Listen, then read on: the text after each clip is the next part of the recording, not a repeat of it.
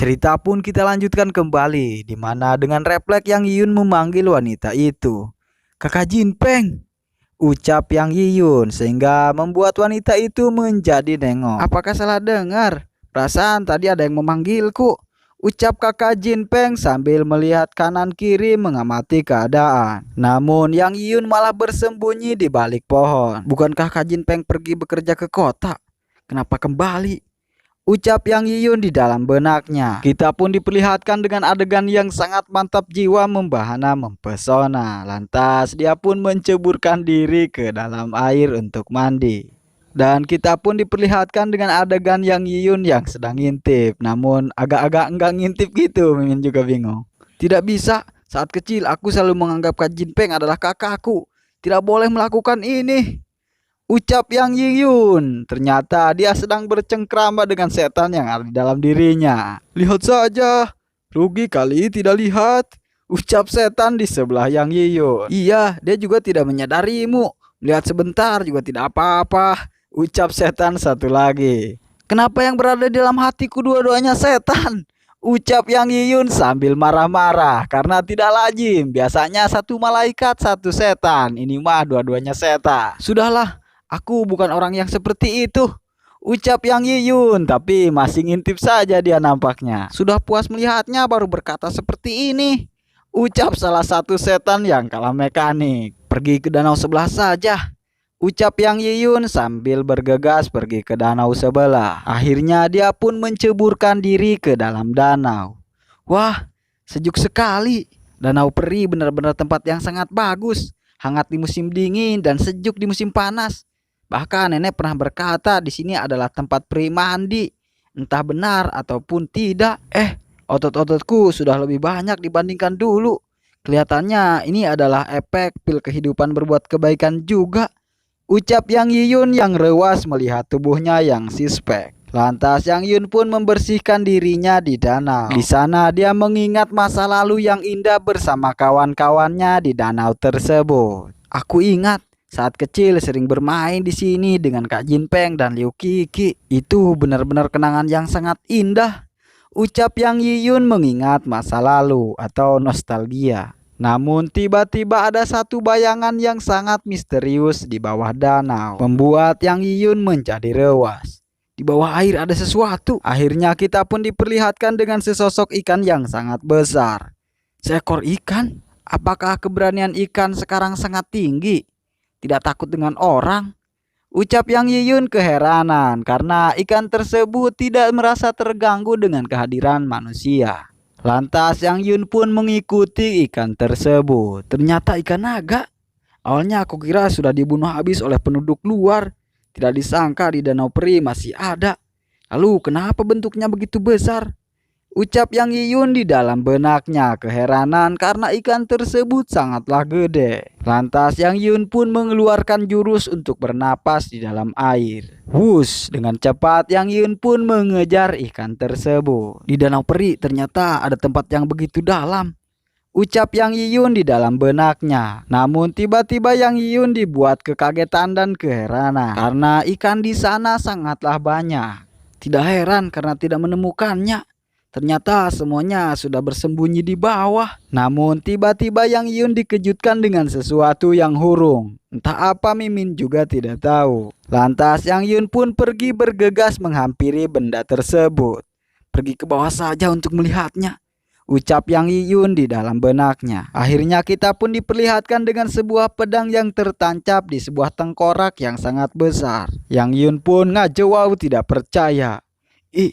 Ini apa ini? Ucap Yang Yiyun keheranan. Namun tiba-tiba si Abah Dewa berkata kepada Yang Yiyun, bocah, kau masuk kemana? Tempat apa lagi ini? Aku merasakan aura setan yang sangat kuat, ucap si Abah Dewa kepada Yang Yiyun. Hah? Ini tempat setan Abah Dewa? Jawab Yang Yiyun. Terlihat dia pun keheranan mungkin ketakutan.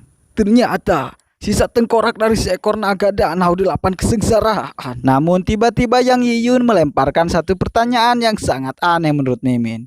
Naga danau yang kau sebut ini apakah dia hebat Abah Dewa? Lantas Abah Dewa pun menjawab, bukan masalah hebat atau tidak, Keberadaannya itu benar-benar sangat langka dan jarang. Naga danau yang mengalami 8 kesengsaraan lebih hebat dibandingkan naga asli.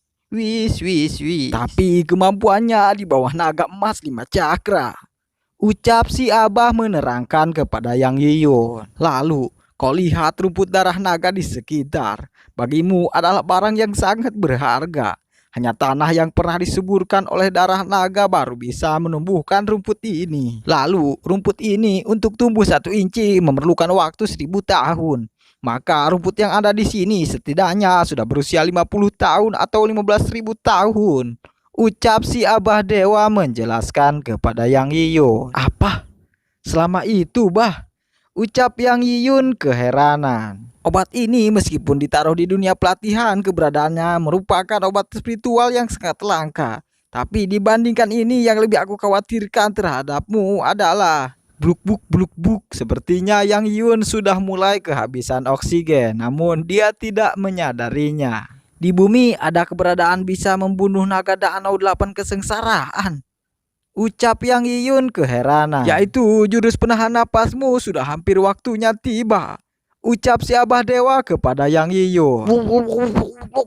Terlihat Yang Yiyun pun kekelekepan dibuatnya karena waktunya sudah benar-benar tiba. Aku suka mandi, badan sehat, la la la la la.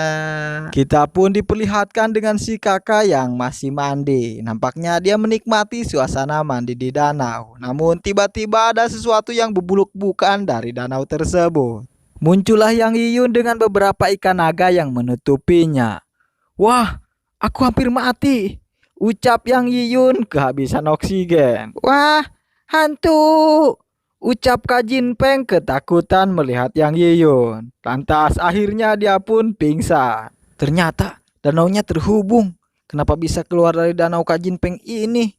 Ucap Yang Yiyun polos. Tanpa basa-basi Yang Yiyun pun menggendong kakak Jin Peng keluar dari air. Jangan memikirkan aneh-aneh. Sadarkan dia dulu. Ucap Yang Yiyun di dalam hatinya kepada para penonton semua. Karena para penonton yang suka ngeres-ngeres. Lantas Yang Yiyun pun menggunakan totokan 13 urat nadinya untuk menyagerkan kakak Jin Peng. Nampaknya kakak Jin Peng pun sudah mulai sadar.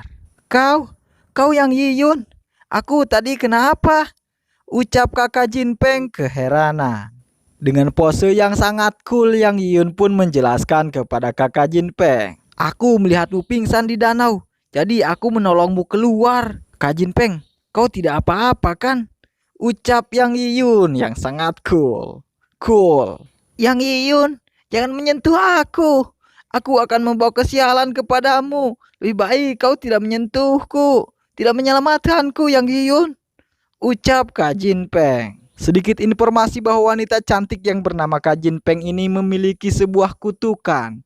Kalau orang yang menyentuhnya, menetesnya atau menoelnya, dia akan terkena sial. Dengan sangat percaya diri, lantas Yang Yiyun pun berkata, aku dari lahir adalah orang yang melawan langit dan bumi. Berontak terhadap langit dan nyawa. Aku tidak takut. Ucap Yang Yiyun, namun belum beres perkataannya, tiba-tiba pipinya ada yang nampol.